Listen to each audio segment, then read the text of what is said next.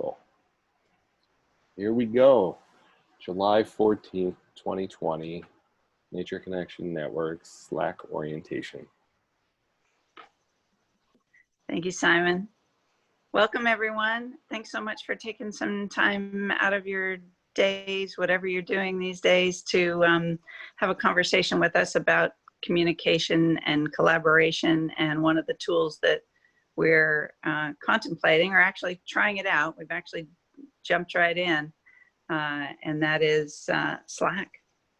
Want to begin, as we like to do, by sharing some words of gratitude.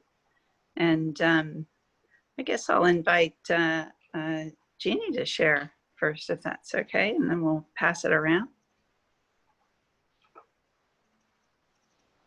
I'm feeling very grateful for cardinals and the presence that they've had in my life recently and the moments of connection that they've given me.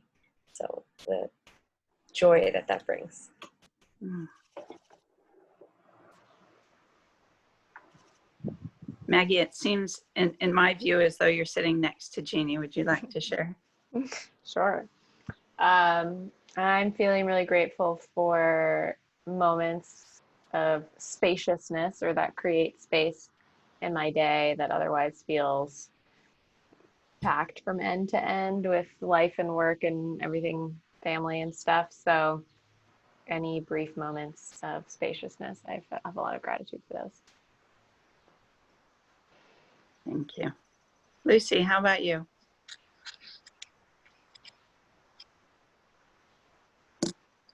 You are muted, darling.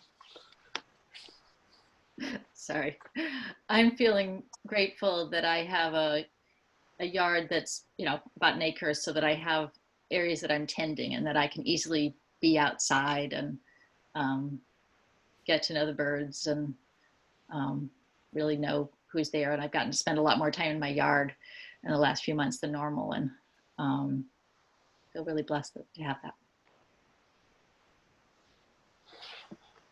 Simon. Oh, I'm grateful for the water. I'm grateful for the rain and the drinking water and the swimming water and the water inside of the berries.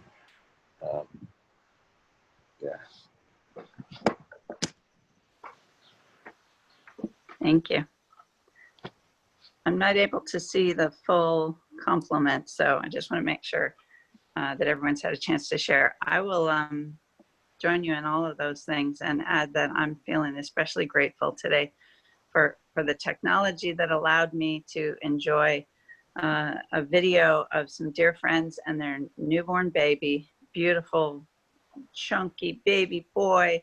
I had sent a little book along as a gift and to welcome the baby, and they took turns reading the book to the baby and videotaped it and sent it to me, and the baby's gurgling, and oh, it was just precious. And a couple of years ago, that's not something that I would have been able to experience all the way from Canada, where they live, down here in Houston, where I live. So feeling really grateful for that. And it's sort of on topic with things we're going to talk about today. Oh, and I did wait to ask Rowena because she was finishing her snack, but I will ask her now. Sorry about that, Rowena. Thank you, Simon, for the prompt. What are you feeling grateful for today, Rowena? I'm grateful for the medicine plants. Mm. And also for the berries. Mm. Mm-hmm. Thank you. Thank you. And for all the things we didn't mention, don't have time to mention, don't know the names of, but know that they are supporting us today and every day. Will you all join me in that? Mm-hmm. Lovely. Sweet. That takes us over to Maggie to talk about the story of two coyotes and Slack. Yes. So yeah, I wanted to, I shared this on an earlier call when folks were months ago, it feels like years ago, when we were talking about how organizations were responding to COVID and adapting and what did our programs look like. And one of the things that happened at Two Coyotes was we, as we explored online programs options, we decided to go like head on into adopting Slack as an organization. And it was an interesting experience for us. We both did it as a staff, like for our internal team communications, but we also did it with our kids in our online programs in the spring that was really the motivation that like forced my staff to like actually learn how to use the tool. Cause they got to, when they did it on the other side, there were like pictures of cute kids in the woods having fun, and which is what they really missed the most. But it was interesting because I remembered that back in September, again, it feels like years ago, we had floated this idea as a team and said, oh, we're all really sick of email. And when I'm in my inbox, I'm in a tunnel vision and I feel like I can't find what I'm looking for. And so we had committed as a team to start using Slack. And then nothing happened. We tried it, we launched it, we started posting information in there, and it was like, if you want to see what we're doing, you got to go to Slack. And there was just no pickup whatsoever. And so, you know, it's in like moments of kind of, I guess, you know, something like a crisis or a pandemic can shift your perspective and sort of change your priorities and sort of be like, all right, this is now necessary. And I'm grateful that this is actually something we will be taking away with us. We're like committed to using it into the future. And so along the way, we've learned a lot about what works and what doesn't work for our team. And I saw a lot of themes that I thought could apply to our network too, in the way that we communicate. And so now, having seen it used with kids, with our staff team, and then starting to pilot the idea of our network communications, I'm just, yeah, I've been really grateful for how it's created new space and kind of quick and immediate connection between people in a time when we're all working remotely. It's facilitated a lot of like collaboration on projects in a way, and added transparency that for our team that's really spread out and part-time and everybody's working different hours, for them to log in and kind of be part of what they need to be part of at the time that they need to. And they don't have to sort of be playing catch up to their inbox all the time. So yeah, so I'm excited for this conversation, and I'm excited to kind of see what we can learn from the network's use of it too. And it's been, and I'll just say, and I'm sure this will like come through in that, you know, even for our less tech savvy staff, folks that were just initially really overwhelmed by the idea, I've seen ways that, you know, over time, folks have really adopted and adapted to it and taken to it a bit more naturally. So again, I'm grateful for kind of the push that forced us to like pick up something that we otherwise maybe would have dragged our feet on a bit. So yeah.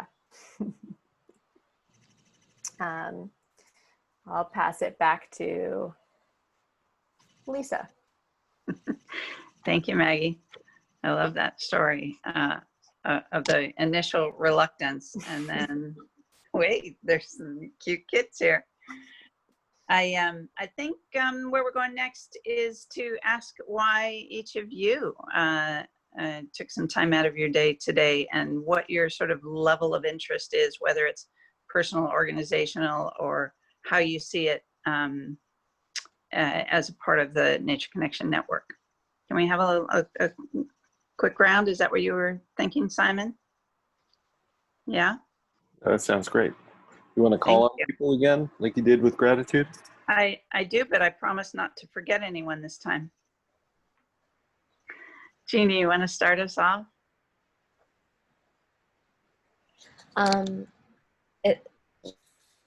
Life is so synchronous. My sister mentioned Slack. She just graduated from Smith University 2 months ago. I hadn't heard of it. We didn't have it when I was in college, or if we did, I didn't know about it. And some of her classes had Slack usage during this pandemic, working from home. And I started a master's degree program at Antioch University, and I'm frustrated in my online classes with the discussion forums. And so she was talking about how Slack was a great way to actually have discussion, but you don't have to have asynchronous learning. So then I got your email, the email from Simon, like 2 days after this discussion that we had. So life made sense. And I just wanted to see all your great faces and learn about Slack. And I hope that it would just be another wonderful tool to have it in my toolbox. Thank you. Lucy, how about you? What brought you here today? Muting. There we go. I know. Mostly, I mean, I've heard a lot about Slack and other people, other people who uses it, but I've never used it at all. And yeah, we're still doing a lot of things remote, but haven't used Slack. So it's, just an interesting thing to see whether that is something else we'd want to use for our team and everyone outside. So. Thank you. Rowena. So I'm a technology avoider by nature. So not actually like, I wish I didn't have to learn any of these things. However, I joined the network right after the pandemic began. And I also learned the Maestro system to help facilitate calls with 8 Shields, which was also excruciatingly difficult and hard in so many ways for me, but I figured that out too. And I learned how to use Zoom. And I noticed that when pandemic hit, knowing how to use Zoom in particular, and knowing how to facilitate even in a non-visual environment with multiple people, like that, just the advantages of that were enormous. Like it just allowed us to go right into online programming and allowed me to support on my team who were not familiar with those things like right away. And I just find the Nature Connection Network to be incredibly valuable. And so I didn't want to miss the orientation in case suddenly a lot of stuff starts happening on Slack. That's it. I appreciate your courage, Rowena, and I apologize for Maestro. That's all I'll say about that. Thank you. That gives us a good idea of sort of where we're starting from today. And I'll add that. Can I ask a Yeah. quick question to each Sure. of you? If just like a show of hands, have you guys downloaded it or like interfaced with it at all? Is this totally new territory? Downloaded, but I haven't interfaced at all. Very cool.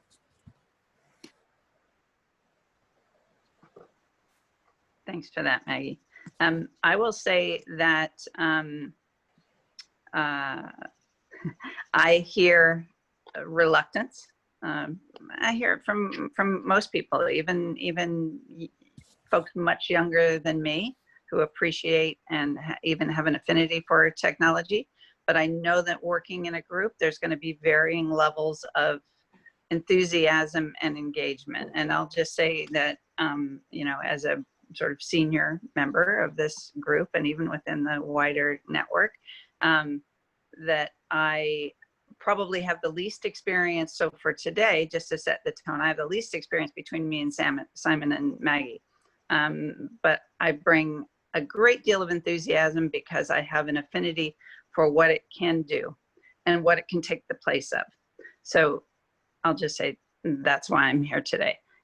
When COVID began and so many things moved online, I saw an opportunity to engage with groups and ideas and learning that I wouldn't have ordinarily. I got invited to things that I would have never sort of traveled across the country to take part in, but now I could do it with a few clicks. I've noticed that several of those groups that I've stayed connected with are using Slack as a communication and collaboration platform. And so now I'm able to organize some of that. So it's a lot, right? It's as though, my world has opened up in terms of the things that I'm learning in the groups that I'm a part of. NCN being a main one, 8 Shields being another. We're tiptoeing into the Slack world as well. So what I'm wanting to say about that is that it's allowed me to sort of keep track of and organize the different groups and the communications among those groups that I've become a part of very recently. So just another benefit that I wanted to name and sort of where I'm at. I'm technologically quite new. My enthusiasm is high. And I think that's going to lead us to Simon. I think we're going back to Maggie first to hear just about Yeah. the experiment. Yep. Yeah. So I forget exactly how this kind of originated, but we were discussing kind of the need for, there was just so much communication coming through the listserv in the spring for a good reason. And there was so much like real and authentic and meaningful collaboration coming out of it. At the same time that some of us were learning new technologies and experimenting with different things. So the question came up, like, what could the network learn from this and how might we adapt ourselves? So we did go through a little bit of a few of us like research, talked about different technologies or platforms, and did a little like comparison of pros and cons, and decided we'd start by experimenting with Slack. That seemed to cover like what we were looking for. It's not perfect. It doesn't hit everything and every feature. But it looks like the best and easiest and free for nonprofits place to start and just kind of, see how we respond to it and what benefits it creates for us. So we have some sort of hypotheses about what it could do for the network and the way that we communicate, probably some things we couldn't anticipate. And then we'll see if there are gaps and we might be able to like supplement with some other stuff or go in a different direction if it's not working. So I just wanted to kind of name from the beginning of the conversation, like this is an experiment, we're kind of playing around, and Simon sent out an invitation to the entire network to participate and log in. And we realized that like the people that are most likely to do it from the beginning are probably the ones that are more comfortable with adopting new technology with very little information or guidance. So we also wanted to like follow up with some more support and help people feel more confident, like easing into that if it's new. And so we can see, yeah, like from a really wide range of who's in the network, what benefits it can offer and how we might use it. So yeah, so we're excited for this conversation today. And I'll pass it back to Simon. This is a good moment to kind of pause. We'll open up the Slack app and do a little show and tell in a moment. But before we do that, does anyone have any questions about anything that's been said so far?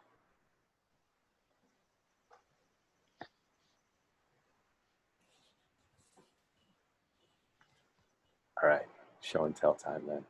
Feel free to interrupt either in the chat or just unmute yourself and ask a question. I'm going to share my screen. And here we go. All right. So, well, let's see. This is probably a bit of an intimidating first step into Slack. First step into Slack would probably be to look at the email invitation that went out. So Lisa, I know you've set up Slack for yourself. Jeannie and Rowena, have you guys, you haven't signed up for Slack yet, right? Great. So there was an email that went out on the listserv, and I'll send it again, inviting you to sign up. And I'm pretty sure to sign up, all you need to do is plug in your email address. And once you get signed in, you will land in here. Great. So this is Slack. You can install Slack on a phone. You can install Slack on a computer. You can also browse Slack without a computer, like just on a web browser. And then let's see, like basic orientation here. It's kind of like a giant chat room. It's kind of like what we're seeing here in the big. Can you see my cursor moving around in here? Mm-hmm. Yeah. So you can see we've got a chat here, and then we've got different chat rooms that are called channels in Slack. And then we have a bunch of the users, and you can have private messages with users down here. And then you have kind of like a master menu up at the top. Anyone have any questions about what we're looking at here? Maggie, Lisa, you want to, we do have some questions, great. I saw Jeannie's hand, and Rowena, did you have your hand up too? Great. Jeannie, I saw you first. How about what you got? So the page that the white page that we're seeing now. This here, yeah. This is one of your hashtag channels. Yes. This is the NCN announcements channel. So those are like the home pages for those chats. Yep. And so then all your hashtag channels are there under your channels. I don't know if I'm using the right words. Yeah, but you're using the that's what right I'm words. These are channels. And so then your DMs are there, and that's your contacts with your DMs. DMs are down here, exactly. And then the upper menu is other features of the app. Yeah. Okay. Yep. So I can hop over to a different channel, and we'll hop over to gratitude, and here folks have shared things they're grateful for. And Paul Tobin is using Slack. So if Paul Tobin is using Slack, nobody has any. This is amazing. Excuse. One, Rowena, I'm gonna come over to you in a moment, but I just am excited to show off one little tiny piece about Slack is that you can react to what people say. So you can see these little emoji reactions. And so 2 people have hearted Paul's glad to be a human being being human. And somebody else put eyes there. Paul put eyes there. You can just have real sort of like a fun little human touch that can show up. It's not just text. Rowena, what were you going to ask? A few questions probably. I'm curious to know what the difference between threads and channels is. Yes. Yep. That's a bit more confusing, so I'm going to hold off on answering that, and we'll kind of stay with this bigger picture, and then we'll come back to that. Lisa, Maggie, yeah. Oh, did you have something else, Rowena? Another one. What's a direct message? Great. So a direct message would be almost as if I was just to write to you. So anybody, these channels are all open to the public, open to anybody who uses the Nature Connection Network Slack. So it's just Nature Connection Network members, but any of the members who have Slack can access anything that's on the left side here in the channels with these hashtags. So I can jump around and I can look over here and see what Sam posted about financial resilience, and I can hop over here to planning for fall and see Maggie's thoughts. These are wide open, totally transparent conversations. Whereas direct messages, there's total privacy. It's more like email. I could just email with you, Rowena, and you and I would be the only ones who could see that conversation. Okay. Or I could create a direct message, like you can see here, I have a direct message with Lisa and Maggie, and this is what we used to plan today's call. So you can see our conversation going back and forth about finding a time. And when we found a time, I threw a little animated reaction in there and just had a little fun with it. And but this is private to just the 3 of us. No one else is going to be able to see this except for the 3 of us. Whereas if we were planning something like online summer camp and we wanted that to be more collaborative, we would keep it open to the entire network and folks could comment. And so I'll jump over to threads now, and you can see in here, this is online summer camp. So this is going to be the topic here is going to be online summer camp. Maggie posted a question and folks responded to her question. So those responses are threaded to the initial question. So if I click replies, I can't see it because I've got your faces over here. Let me move that one more time. And you can see here's Maggie's question. And then there's a thread with four replies. Maggie answered her own question. I threw out an answer. Maggie offered another resource. And then she offered a bunch more resources answering her question. So it's just a way to keep the conversation a little bit more organized. So that's a thread within the online summer camp conversation. And so that if I was to click over to threads, it would just show me these sort of jam-packed, detailed responses to specific conversations within a channel. Does that make sense? Maggie and Lisa, you want to add anything to? It's Lucy, not Lisa. Oh, Lucy. It's okay. Lisa's my business partner, so it's the reason I'm not always looking at the screen is that I've got 2 screens and I pulled up Slack on it, so I'm sort of seeing if I can see what you. But so far, it makes sense to me. Great. Yeah, I think I would say it's similar, like the thread concept is just similar in some ways to how we manage emails. Like in Gmail, for example, instead of like a separate email for each conversation, it gets collapsed when it's with the same people. So it's just condensed. So some of the like norms that we would set as like moderators to make this platform useful for people would be like encouraging people to use threads. So every thought is not its own message on the home screen. And every time you look, there's like kind of stream of consciousness. So it just kind of helps like keep things organized and easy to find what you're looking for. Lisa, anything you want to add?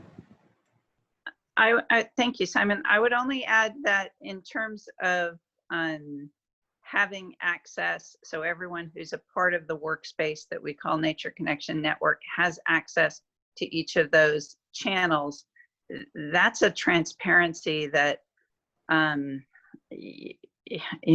haven't seen elsewhere in platforms. I certainly am not reading emails, or we use text messaging a lot for our distributed group. It's a clean and clear way for folks who might not be directly involved in a conversation, but who could benefit from the information contained within it, to be able to see it, as well as keeping track of it. Now, so out of that sort of comment on transparency, which I appreciate, I don't know the answer to how long do those things hang around. Mm-hmm. Mm-hmm. So I just want to double down on what you said about transparency. That's really that's one of the powerful pieces of Slack, is that the entire team has access to anything that's open to the public. Whereas email, I can only see what I'm included on. You have to remember to include me. Otherwise, I can't find what was shared. So here you can find anything that's been open to the public. How long is information accessible? Pretty much for as long as we're using Slack, as long as NCN is using Slack, these channels will be available. Like at some point, online summer camp will decide, God willing, that we don't need to have conversations about online summer camp anymore. And someone from the network will archive that channel, and it'll be kind of put to rest. It'll still be available by search, but you won't be able to add to the conversation. It will no longer show up in this left side list. It'll be kind of like put on a shelf. And we can see, let's go to browse channels. And you can see, so what I did was I clicked over on channels and went to the plus sign next to channels and clicked over to browse channels. And so this lets us see. And when you sign up for Slack now, I just set this up yesterday so that you should have some pretty clear instructions on how to do some of these things, on how to browse channels. And you can see here a list of all of the channels that are currently open to Slack, to the NCN public. And you can see how many people are in those conversations. So planning for fall, 21 members. Random has 36 members, because random and NCN announcements you're automatically added to those two conversations when you join Slack through the network.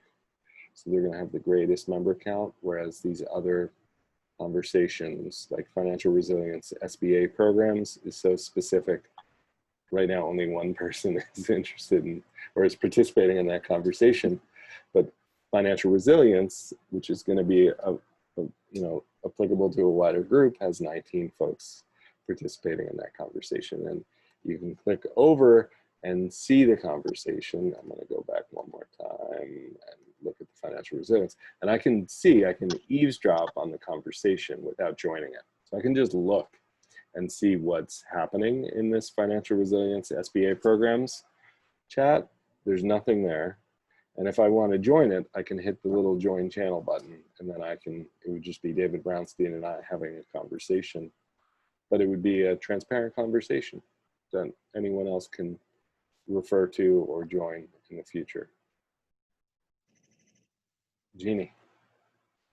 Where is the join button? That, can you see my screen? Which join? To join this financial resilience SBA programs? Down at the bottom, it says you're viewing financial resilience SBA programs, and underneath that, there's a green join channel button on my screen. You see that? Cool. Thank you. Yeah. I Any? would add quickly that there is a feature to create a private channel.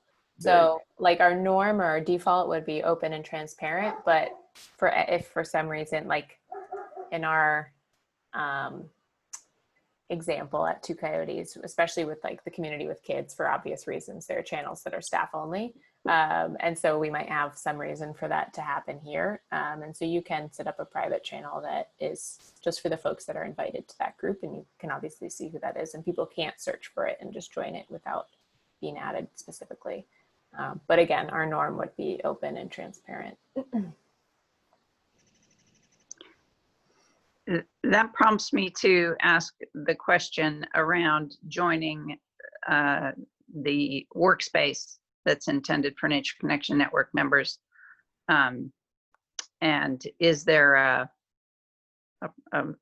process or a administrator who ensures that those are the members, those are the folks that are joining? Yeah, let's define that term, workspace.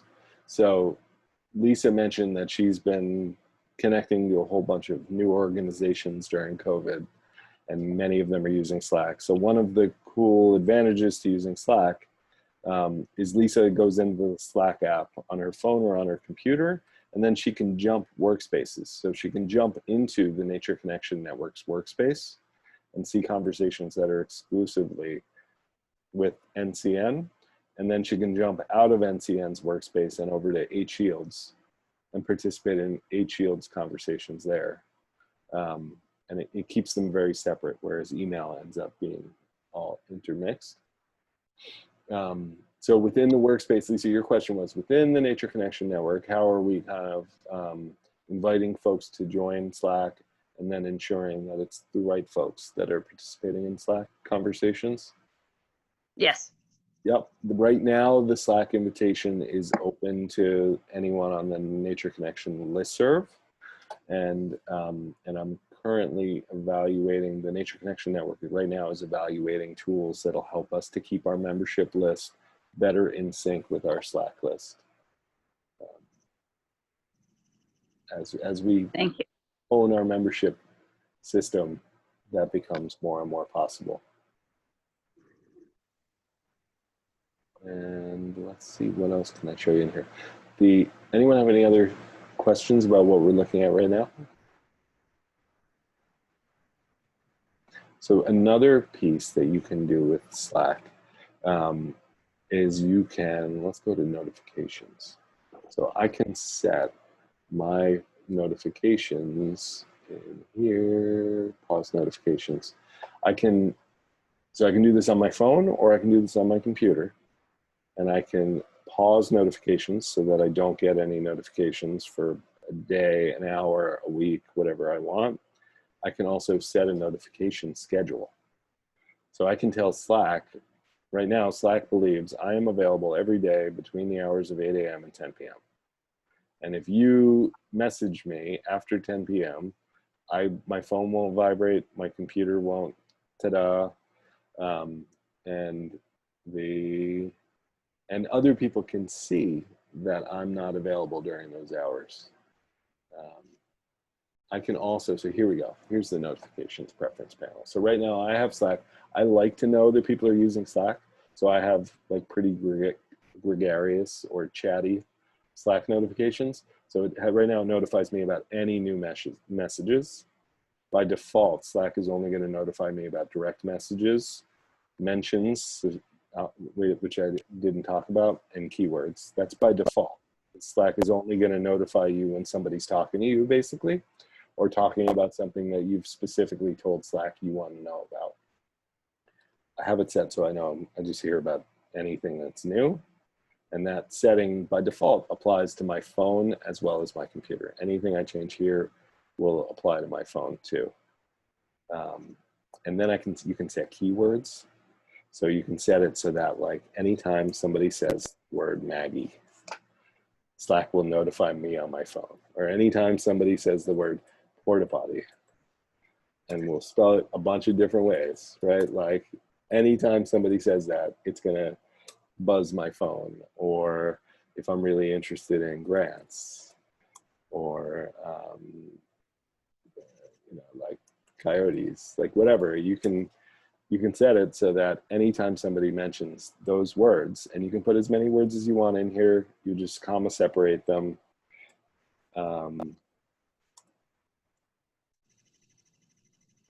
Right? Like anytime somebody uses the word fissure, I'm going to get a notification on my phone. And then you can set your hours. You can set it so that Slack is only vibrating on weekdays, like whatever you want. The power of notifications and these preferences is really being able to control how much you want to be paying attention to Slack. If you haven't logged into Slack for a little while, that's when this top left piece becomes a bit more relevant. It will show, you'll be able to click here and see sort of like all of the new messages, almost like your email inbox. And you'll be able to catch up on Slack conversations that way. Questions about what we just looked at? And I included a link, and I'll send them out again, a link to some Slack tutorials, like how to find the notification settings and stuff like that. I'll be able to share that again. I would add, like when you log in, you can see on Simon's sidebar, like the text in white, it just shows that there's something new or unread there. So if you haven't been here in a channels will probably all be white, and it can just help you see, you know, what has updates. And you can, so even if you're not getting notifications or whatever, you've been out of touch for a while, it can help you check in with what's, and I think on your phone, it'll like pop it to the top of the list. Like it'll sort for you where the new activity is. So there's some things like that too that help you prioritize or like focus your attention.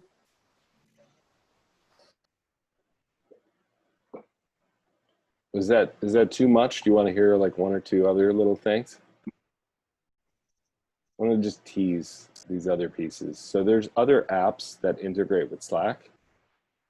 So I've got Google Drive connected to Slack. So I have any, which makes it kind of, is there an example? How about in our, I think we used it here. Did we use it? No, we used it here. So, great. So this was the initial chat, figuring out how we were going to do today's call, right? So this was Maggie, Lisa, myself, and Travana. Initially, we were going to offer this just to Travana to try to get Travana to start using Slack.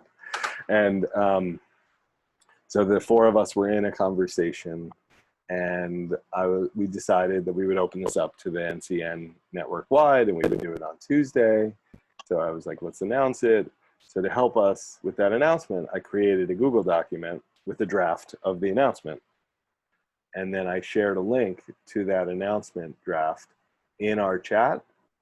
And because of this app that connects Google Docs and Slack, you can actually see a preview in Slack of that announcement. And then you can click, any one of the four of us can click into this preview and go ahead and make changes. The changes don't happen in Slack, they happen in Google Drive. But it's like Slack is like a bridge. Maggie, that was your term? Slack is like a bridge connecting these different tools that we use.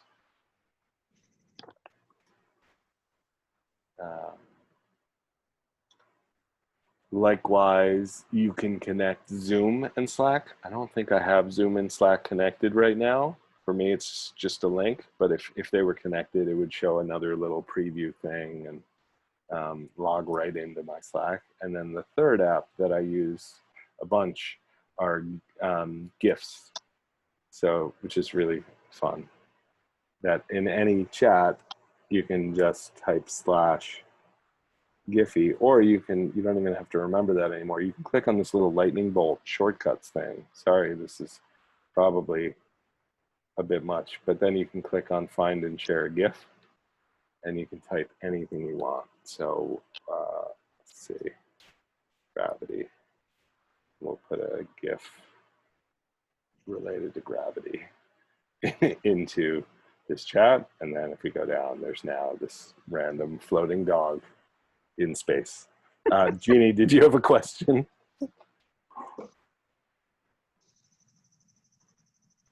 Yes, I'm signing up and setting up Slack while listening to you. So Great. this is very helpful. So the apps that you have your Google Drive connected and the Giphy connected, would I set that up through the apps that's in the top? Giphy should be installed by default for everybody. Okay. What do you see on the bottom? Are you on your computer or your Yeah. phone? Well, I tried to do it on my phone, but I can't see it on my phone. Okay.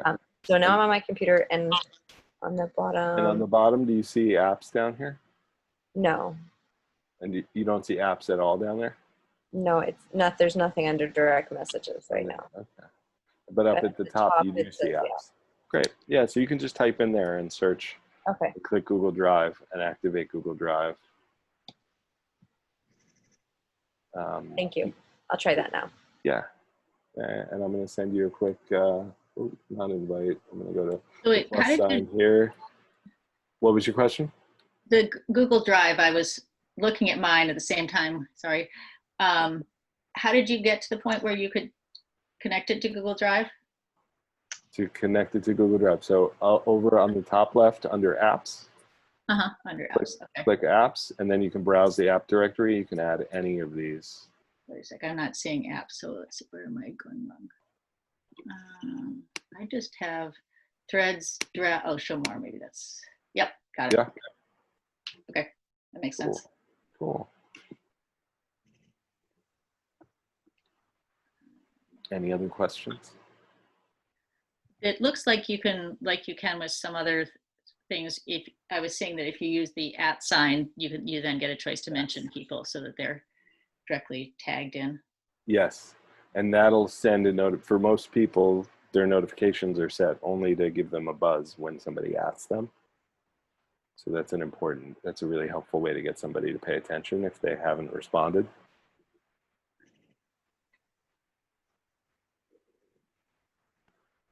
Maggie and Lisa, anything you want to add?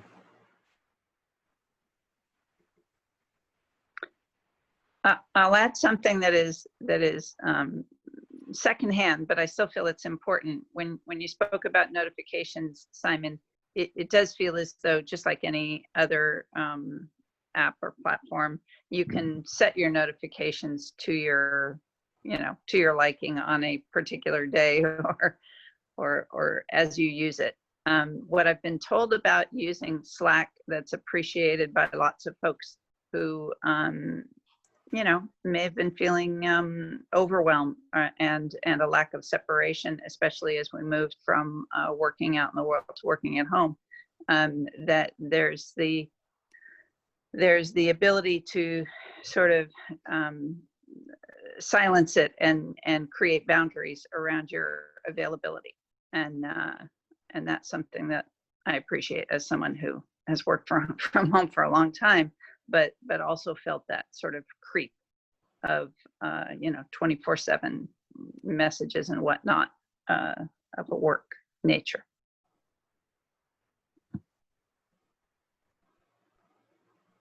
I can see that Jeannie is typing right now. You're gonna write me back? But I can see that, like, you can see folks are not available in here. Oh, here she is. Jeannie just read. Can I open it here? It's okay to show everybody?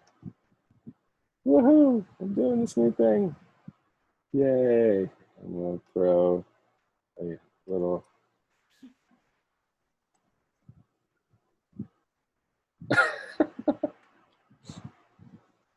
Perfect. Awesome. Maggie, anything you want to add? I would just show the call feature. Great. Because Simon showed you can integrate like Zoom, but it also has its own call feature. So you could just hop on a phone call real quick with someone if you're like, let's just talk. This would be faster than typing. So I'm So gonna where's that?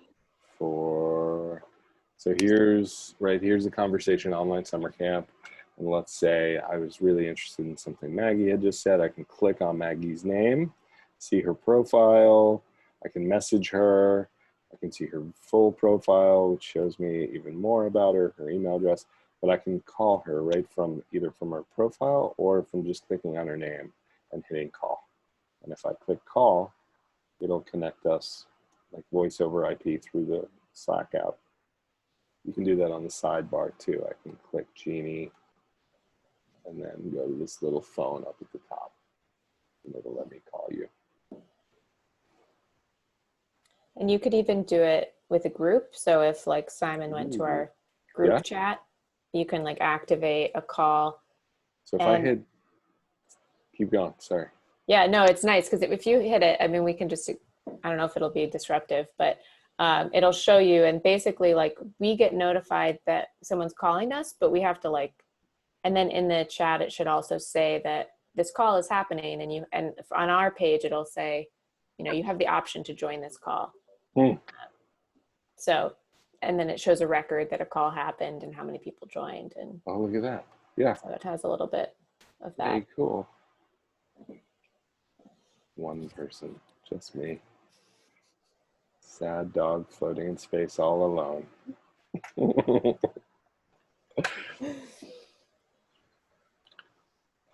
I think I'm going to stop sharing my screen for a sec just to pull up the agenda and see, did we hit everything? There are a bunch of other apps. Maggie, do you want to speak to any of the other apps that you've used?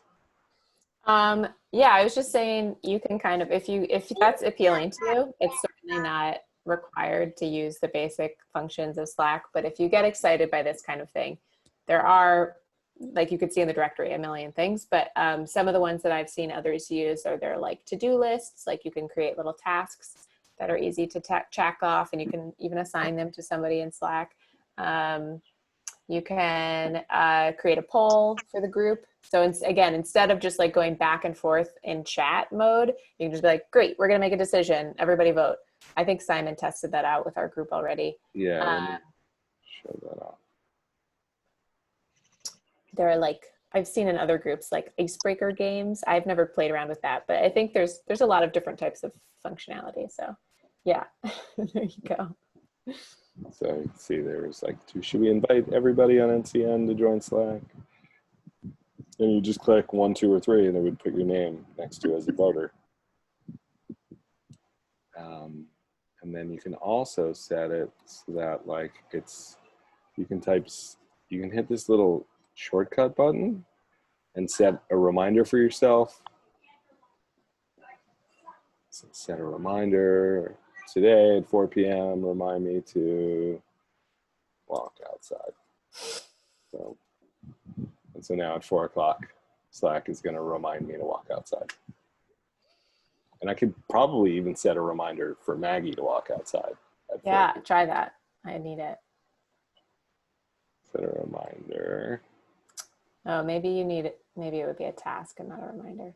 I got to remind Maggie walk outside at 4 p.m. today. Cool. That's awesome. Fun. Could you remind us all to do that, please? I'd like to. So you can do at, does it show it here? You can do at channel, which will notify everybody in the channel. And then you can also, I think we have it set up so only like a couple of us can do it, but you can do at everyone, which will send a message to everyone on Slack.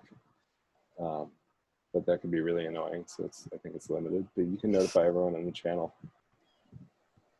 So you can like send a reminder 5 minutes before your group's gonna meet if you're collaborating in Slack.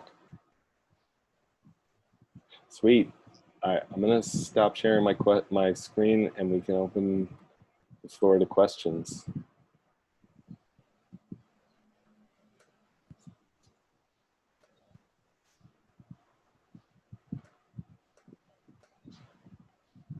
I guess one question I have is, we're on the Nature Connection channel, or I guess if I were to start one for everyone outside, how do you do that? And is it going to show up at the same, sort of how does it work? Cool. Yeah, if you Google create a Slack workspace, or sign up, or just go to slack.com. They probably make it pretty simple to walk through the process of creating a new organization. Okay. And getting yourself on Slack. And then if you're a nonprofit and you want to get the upgraded, we have like they offer, there's a free tier of Slack, and then there's the standard payment. Nonprofits are eligible for the standard paid platform for free. Okay. And if you Google Slack nonprofit, you'll be able to find the form to complete there if you wanted to get access to that. Okay. So essentially, since you're part of NCN, you get to use it for that, but you have to get to join Slack to use it for your own organization. If everyone outside wants to use Slack, you'd have to create Yeah. everyone outside's Slack. Yep. Got it. That makes sense. Great. On that note, I guess I would ask, as you're considering using for your organization, Lucy and maybe others are seeing benefit here outside of NCN, which is what we're focused on today. But when I think about the value of these different organizations that I'm a part of, and something that I wasn't aware of until Simon showed us today was the keyword. What did you call that, Simon? Put in a keyword. Notification. Keyword notification. Yep. So if I have an interest in a particular topic, for example, in this moment, I'm watching very closely the conversations that are happening around the reopening of schools, and the possibility, something I've shared with the network, is this proposal that to use informal educators such as ourselves in expanding the use of school grounds so that children can be outside as well as inside. I'm very interested in that conversation across any platform. So I'm watching for it in the news. I sometimes use a Google alert, which is really helpful to get things that are, out there on the interweb. But if I'd like to see others in my particular workspaces, the different organizations that I'm a part of, and know if they're having conversations about this topic, that will show up when I look at my screen. If I've got Slack open and I see the various organizations in the workspaces over there, a notification, a little flag will show up there.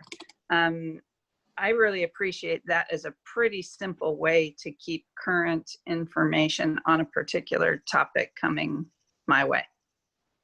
So thank you, Simon. I learned something today.